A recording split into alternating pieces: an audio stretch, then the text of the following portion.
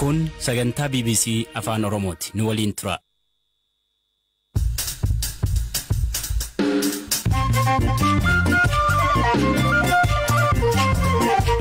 Ashama kamotan sagantaan BBC Afaan Oromoo kibxata galgalaa eegalee deeggarsa gara Tigraay geessuuf hidhattoonni TPLF Afaarii ba'uu qabu jedhe mootummaan. Humanitarian asfalaagi ነው ለነሱ ምክንያቱም ummata Tigraay jiruuf deeggarsi ni barbaachisa. Yoo beelli seene mootummaafis ta'e naannichaaf rakkisaa ta'uu mala. Gaazexeessitoonni hidhattoota dubbisan hidhaman wabiin akka gadhiifaman murtaa'uu qabeenyi lammiilee Itoophiyaa Afrikaa kibbaatti haleelamuu KFO'n marii biyyaalessaa keessa hin hirmaadhu jechuun ibse. Addunyaan kun rakkoo babal'aa qabuutti akkasumatti hiikkatee duwwaa miti. Aangos waan hin daballeef hin jiru. Filannaan darbee bare filannaa. Booranatti dubartiin abbaa warraa eegte osoolee kaan irraa mucaa godhatte mucaan deesse abbaa warraa eegteen akka waamamu beektu sagantaa kana ammayyuu taana isiniif dhiyeessa. Gargaarsi gara Tigraay kan seenne TPLF danqaatee jechuun mootummaan Itoophiyaa himate torban darbe gaafa kamisaa deeggarsa namoomaaf jecha lola dhaabuu mootummaan labsee ture. Finciltoonni Tigraayis waamicha kanaan walii galanii turan. Haa ta'u malee erga mootummaan labsee ammallee deeggarsi gara Tigraay seenee hin jiru jechuun TPLF ibsa wixata baaseen beeksiseera. Hirphaa Gammachuu. Akka mootummaan ibsetti erga labsiin lola dhaabuu labsamee as gargaarsi kanneen akka qorichaa maallaqaa fi kaan torbanitti si'a lama xayyaaraan ergamaa ture guyyaa guyyaan akka qaqqabu murteessuu hime. Yoo gargaarsi xiqqaate rakkoon gama isaan osoo hin taane gama dhaabbileen akka ta'uu maluu akeeke. Konkolaattonni midhaan baatan 43 gama naannoo Affaar Abal'aa akka Tigraay seenan eeyyamamuu ibseera. Yeroo ammaas konkolaattonni 20 midhaan akkuma baataniin magaalaa Samaraa dhaabatanii akka jiran ibsameera. Mootummaan uummata naannoo Tigraay keessa jiru oolchuudhaaf filmaata hunda fayyadamuun deeggarsa gochuuf yaalus tumsi gama kaaniin jiru jechuun TPLF himate. Barana keessumaa baatee amajjii keessa humnoonni TPLF gama daangaa Affaar seenuun aanota muraasa to'ataniiru. Kanaaf akka sababaattis wanti dhiyeessan kan deeggarsa namoomaaf danqaa ta'an to'achuu fi jedhanii turan. Kanas mootummaan Affaar mormuun weeraratu narratti raawwate jedhe. Mootummaan deeggarsa namoomaaf lola dhaabuu torban darbe yeroo labse TPLF naannolee ollaa keessaa akka ba'u gaafateera. TPLF kanaaf ifatti deebii kennin qabu. Mootummaan ibsa har'a baaseen ulaan Abal'aa hidhattoota TPLF'n waan cufameef lafoo deeggarsa geessuun hin danda'amne jedhe. Humnoonni Tigraay sababoota yeroo fi odeeffannoo wal'aa'uu dabarsuu dhiisanii deeggarsi uummata bira akka ga'u gahee isaanii akka gumaachan mootummaan ni hubachiisaa jedheera. Itti dabaluunis naannoo Affaarii fi Amaaraa keessaa aanolee hidhattoonni TPLF qabatan keessaa akka ba'anii fi lola dhaabuudhaaf waadaa seenan akka kabajan dhaabbileen idil addunyaas hidhattoota TPLF irratti dhiibbaa akka godhan mootummaan gaafateera. Dhaabbileen gargaarsaa Tigraay keessa socho'an sababii hanqina boba'aa fi qarshiin hojii isaanii dalaguuf rakkachuu isaanii ibsaa turaniiru. Eega baatee muddee lafoo deeggarsi gara Tigraay seenan jiru. Deeggarsi gara Tigraay akka hin seenne mootummaa fi TPLF yeroo dheeraadhaaf walimataa turaniiru. Barreessaa olaanaan dhaabbata biyyoota gamtoomanii Antooniyo Guuteres mootummaan Itoophiyaa tajaajila baankii, telekoomii fi geejjibaa Tigraay keessaa cufanii turan akka banan gaafachuun ni yaadatama. Gabaasa Hirphaa Gammachuu dhageenye. Paartii mormituu Affaar paartii uummata Affaar jedhamu ibsa torban darbe baaseen uummanni Affaar dagatameera hojiirra oolmaa lola dhaabuurrattis shakkii akka qabu ibsee nagaan akka bu'u humnoonni TPLF Affaar keessa akka ba'an gaafateera. Gama TPLF deebiin kenname jiraatu baatus yeroo dheeraaf bakkee walakkeessa Tigraay humnoonni Amaaraa fi Eertiraa qabatan jedhan akka gadhiifamu gaafataa turanii. Dhimma kana kan gaafanne xiinxalaan gaanfa Afrikaa Abdurrahmaan Sayyid Abu Hashim waliigalteen lola dhaabuu TPLF Affaarii dhimma waan hin qabneef milkaa'uu danda'a yaada jedhu qabu. Humanitarian asfalaagi ነው ለነሱ ምክንያቱም ኢትዮጵያ ልትሸከመው አትችልም የሁማኒታሪያን ummata Tigraay jiruuf deeggarsi ni barbaachisa. Yoo beelli seene mootummaafis ta'e naannichaaf rakkisaa ta'uu mala. Gama dippiloomaasiinis jara TPLF baay'ee isaan hin gargaaru. TPLF Affaar keessa lafa to'ateef sababa hin qabu. Wanti Affaar waliin walitti sobuusu hin jiru. Daandiin ijoo gargaarsi gara Tigraayitti seenu immoo Affaar keessa baha. Sababa kanaaf TPLF salphaamatti gara Tigraay deebi'ee gargaarsa fudhachuu danda'a. Garuu Affaar keessa taa'ee haleellaa osoo raawwatu ummati Affaar 700,000 ol buqqa'ee osoo jiru mootummaan naannoo Affaar fudhachuu hin danda'u. Sababa kanaaf waliigalteen mootummaan dhiyeesse hojiirra ooluuf hammana rakkisaa ta'uu hin danda'u. ተግባራዊ ሊሆን ይችላል ብዙ ሊያስቸግር አይችልም።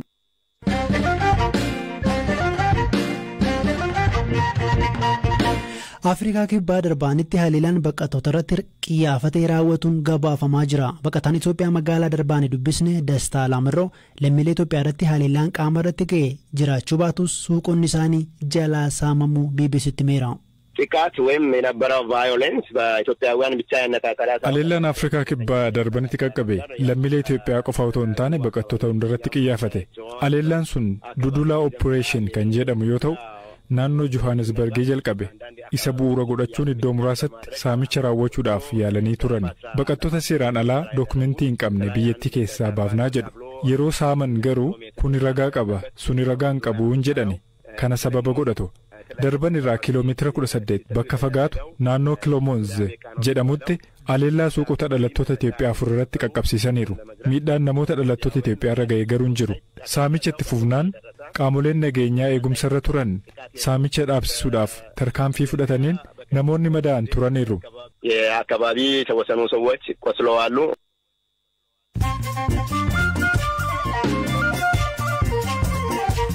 Dhaggeeffattoota keenya sagantaa BBC Afaan Oromoo kibxata galgalaa caqasaa jirtu baatii 4 dura gaazexeessitoonni Associated Press hidhattoota waboo Shawaa Lixaatti erga dubbisanii humnoota nageenyaan qabamanii dhimmi isaanii mana murtiitti ilaalamaa ture wabiin akka gadhiifaman murtaa'e.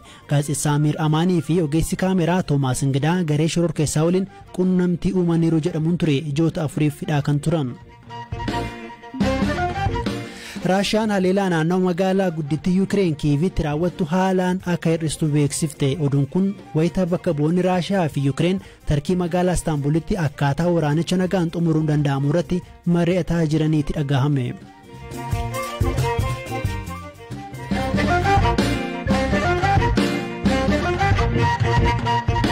Paartii morkataa mootummaa ta'e Koongiresiin Federaalaa Oromoo marii biyyaalessaa hedduu abdatame irratti hirmaataa hin jiru jechuun hime. Durataan paartichaa Profeesar Mararaa Guddinaa BBC waliin turtii taasisaniin sababoota hin hirmaanneef ibsaniiru.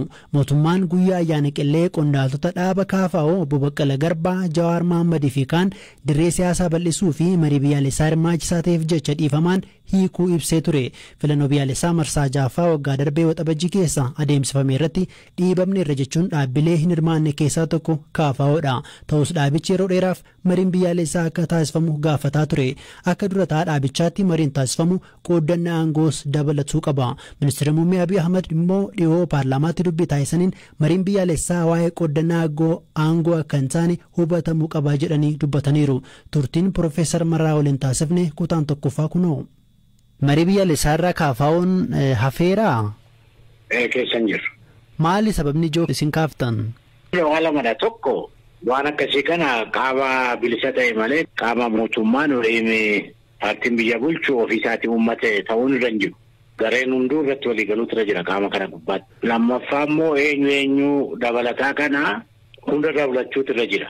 Warra hidhatee bosona jiru dabalatee warra kaabaa lolu dabalatee jechuudha.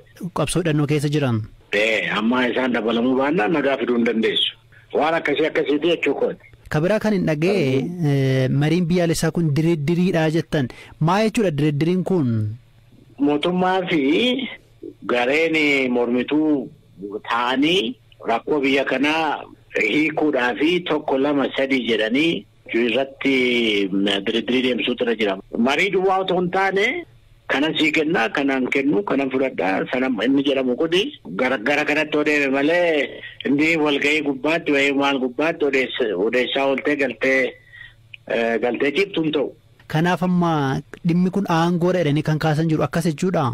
Aangoos waan hin daballeef hin jiru. Filannaan darbee bare filannaa bilisaan deemameen turre filannaa irra deemuudhaa dabalachuu hin danda'a jechuudha. Inni hunduu amanuuti kan hin dhiyeeffanne. Gaafa filannaan sun darbu bariitu isaa waggaa tokko keessatti qaama bilisa ta'e filannaan kun irraa deebi'u dirreen siyaasaa bal'atu isa jedhu kaafneet turre. Ammas achuma jirra. Dubbiin lolli biyya kanaa tokko aangoodhumadha. Sigalee aangoon kunis sirraa'uutu irra jira. Akkuma biyyi guddate biyyi tarkaanfate ofiin bulchuudhaas bakka bu'oota ofii filachuu danda'u Itoophiyaan waan kana keessa hin seenneef hin jiru. Nuti amma kan gaafachaa jiru mootummaa waloo dhaabbatu jechaa turre. Sigalee mootummaa waloo waggaa kan fuuldura hin taane amma. KFO'n ejjennoo kana qaba jechuudha ammayyuu. Maal kaafoo ila barnuuti maal seete rakkoo yoo itti malee amma namni tokko warri mootummaatti dacha'anii abaluu galuun keessa hin jiru abaluu keessa galuun hin jiru jedhanii tuntiniitu erga mootummaatti galan isaan baraan ajandaa mootummaa malee kan biraan qaban. Diriirii jechuun marii biyyaa jechuun naashinaal daayaloogii jedhamu kun immoo garee waldidaa ture warra fagoo ture warra akkasii kana walitti fidee biyyi kun attamitti nagaa argatti attamitti sirna demokiraasii ijaarratti attamitti biyya kana gara guddinaatti deebisuu dandeessa jedhu gubbaatti dubbatamuu barbaachisa galee. Tole amma humnoonni siyaasa Itoophiyaa keessa jiran yoo aangoo qoddatanii jedhan rakkoon biyyattii kanaan furama jechuudha. Ilaa nagaas waliigalteen eeguu danda'utu jira.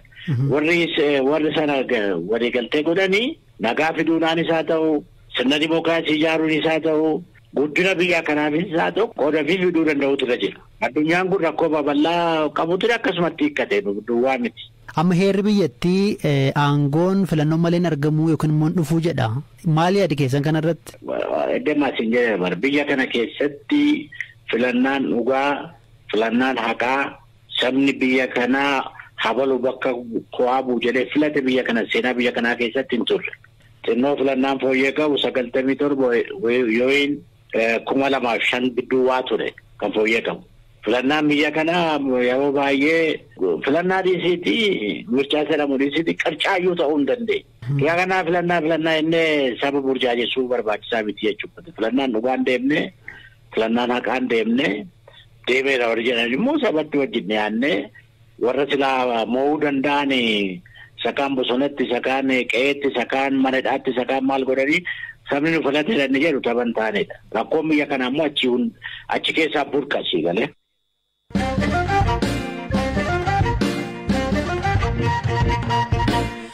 Gaa'illi yoo diigame rakkoon fidu hamaadha. Booranatti garuu haati warraa abbaa warraa waliin yoo walii hiikte qeerraan fagaattu. Osoo malee gaa'illa hiiktee mucaa nama biraarraa godhatte mucaan namuma jalqaba itti heerumtee waamama. Haati warraa kan gosaatii jedhu abbaan gadaa Booranaa Kuraa Jaarso Aslii Galgalootu dubbise. Akka aadaa Booranaalleetti dhiirsaniiti beektaa wal hanqisanii yoo warri wal dhabeellee niitiin tadhiirsa qofaanii Booranni niitiin beektaa ta gosaadha. Dhiirsi sunu mimatti gossunu mimatti gar biraa gosi biraa jijjiiramuun namni dhibiin fuudhuun hin taatu. Gartee namuyyuu horii kennanii wal hanqisanii isiillee dhiirsunu mimatti yoo horii gargar kutaniillee rifanoo jedhanii rifanoo gargar hin kutanii fa'a. Rifanoon beektaayyuu. Hin beeku.